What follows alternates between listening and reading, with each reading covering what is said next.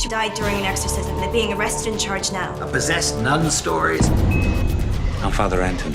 Is there something going on here that the church doesn't want to talk about? Whatever was inside of her was challenging me. Whether you believe it or not, demons are real. There is a heaven and there is a hell. You need to be careful. God's been reaching out to you.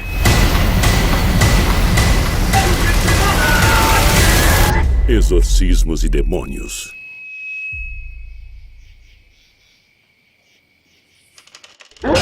19 de abril nos cinemas.